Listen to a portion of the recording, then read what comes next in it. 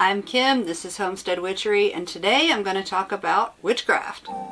That is a change from what I've been doing, because even though I started out wanting to really have a lot of craft in with the homesteading, it turned out to be mostly homesteading, and that's partly because the weather changed. It's really hot outside, so I don't really like to do work out by my altar, because the ants that bite, I don't know if they bite or sting, but they hurt a lot. They have moved there, they live in there, and the times when it's comfortable for me to be outside, which is mainly dawn and dusk, is mosquito time. And I'm eaten alive. And inside, the main room that I do my witch work is also my jewelry studio, and it's the hottest room in the house. This is the end of the house. There's a huge wall of windows which faces east, so it gets a lot of sun, which heats it up. And I don't think it's well insulated, so it's just a sweatbox in here. I don't like being in here.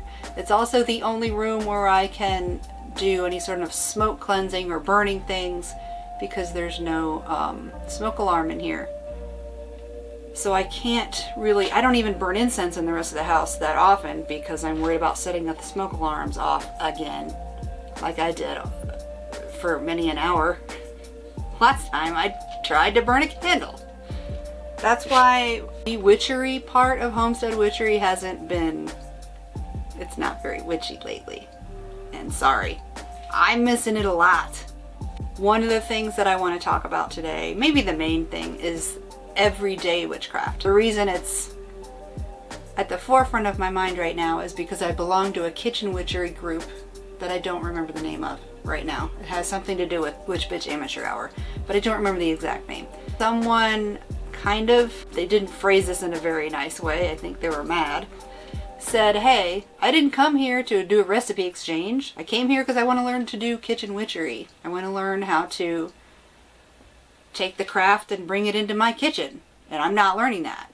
Did I get a great recipe from Feta Dip from me? Because that was my most recent post. Yeah, but I didn't come here for that. My Feta Dip was delicious, by the way. And she's right, it had turned into just a recipe exchange group. I know that I didn't put anything remotely witchy in when I made my post. That made me think about how am I keeping my craft in my life. One thing that I do semi-regularly, I was doing it night and in the morning and evening watering. Then I just sort of stopped because I didn't want to water some plants every day or twice a day or that much that they need 3 circles. But I would, like if this is the plant, I would circle it clockwise with the water and say health, strength, and growth, because that's what I wanted to bring in. When you move clockwise or deasil, that's what you're bringing in. And those are the 3 things I wanted to bring into that plant. We're going to have a little aside here about deasil and widdershins. So widdershins means counterclockwise. You're pushing things out, repelling things. So when you go clockwise, that brings things in. When you go counterclockwise, it pushes it out. Oh, see, when I did clockwise, all this crap flew out. But I think that's just luck. What I'm doing here is grinding up eggshells, partly for protection powder, and partly, or whatever powder I'm making, intention powder. Ooh, intention powder. Partly for intention powder and partly because we stopped feeding our chickens feed with calcium in it. We're just feeding them regular chicken feed now instead of layer feed. And we need to add calcium so their eggshells stay hard.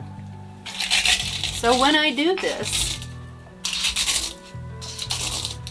if I want to bring in health to the chickens and to whoever I'm making the powder for, because usually I grind this and then I'll have like a jar of just eggshells, not very finely ground, and then when I when I may have a jewelry order, if they let me know somehow that they're a witch and might appreciate this, usually by using a coupon code from one of the places I've advertised with, like Witch Bitch Amateur Hour. I think this week is going to be Witch Wave Podcast and Fat Feminist Witch. If you use those coupon codes, then I know you're a witch, and I'll send you witchy things as little bonus, hey, how are you, thanks for your order gifts. Oh, that's another way that I mix magic into everyday life, using this stuff. When you're cooking or stirring your tea, you can stir in health, gratitude for the day, strength, whatever. Stir it in, stir it clockwise, day or so. Frankly, you can do both directions. Start out stirring one way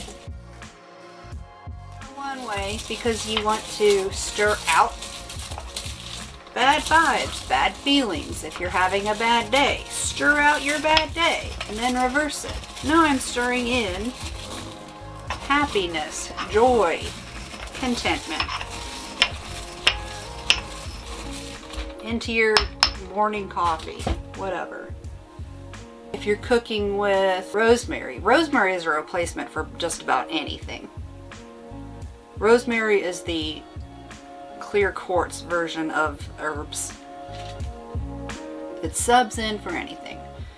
So if you need something specific in your dinner that night, take some dried rosemary, sprinkle it in, tell it what you're using it for, give it intention. I'm adding this rosemary for the health of my family. Or, what do I have over there? Red pepper flakes. I use that in protection work. But you can say, these red pepper flakes are going into this chicken soup for my sick kid to burn out the cold that they have. I was on Instagram this morning looking at beauty marking stories, and if you're not following her, you really should be. She is a beautiful person, both visually and as a person. She is an astrologer and a witch, and she doesn't hold back. She'll tell you the way it is. I like her a lot. She's also an artist. She's a tattoo artist and a sketch artist, and I think I've gotten at least 2 of her prints. Definitely check her out. But she said she was talking about eating with intention. Thank the earth that gave you the food.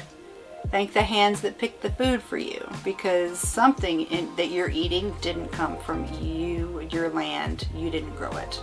Something. Whether it's spices or salt or whatever. There's something that you can thank someone for bringing you. That blesses your food. That's not my idea, that's her idea. I just thought it was really cool, and I'm totally gonna do that now because I love that idea.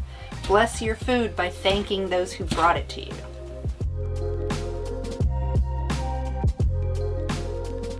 One thing that I used to do in the mornings is spray down my scrubs or I might do it the night before so it has time to air out. Spray down my scrubs with Florida water.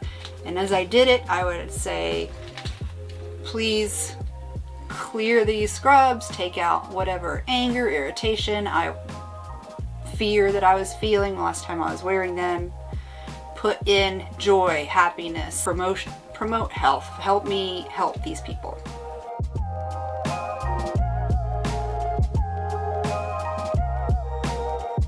If you are starting your garden, because not everybody has had as nice weather as I've had for the past basically 5 months.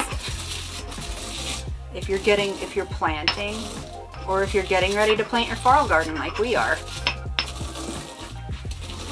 when you plant those seeds, plant it with intention. Tell it what you want it to do. I want you to grow strong and healthy and well when you put it in. Water it 3 times clockwise. Tell it what you want it to, what you're trying to bring in with the water.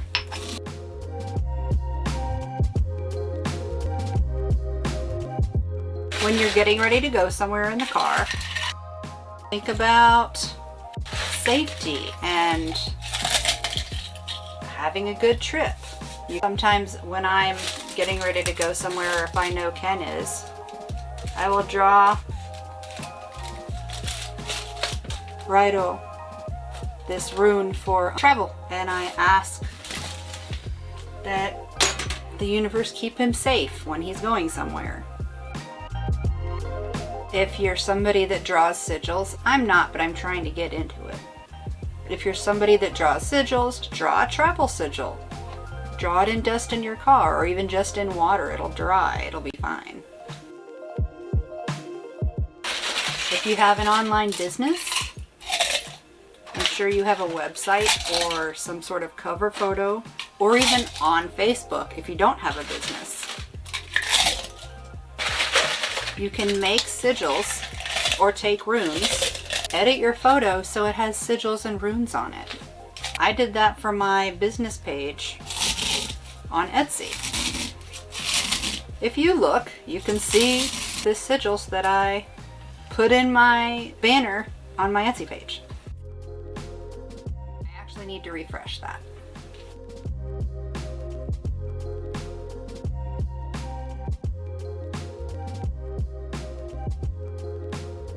I think that's it for daily intentions for right now. But I wanted to tell you some other places where you can interact with other witches or pagans. One is the Witch Bitch Amateur Hour Podcast Coven on Facebook. The other is one I just joined called Pagan Homesteaders of YouTube and Friends. So come visit us there so you can find other pagan and witchy homesteaders. And the person running that is Lynette from 13 Moons Homestead, so go check out her channel. I'll link it below. If you know of any other groups that are pagan friendly and homesteady, comment below and let me know who they are, because I'm always open to interacting with new people. And how do you bring witchcraft into your everyday life? Comment below and let me know. That is it for this week. I will see you on Monday. Thanks for watching.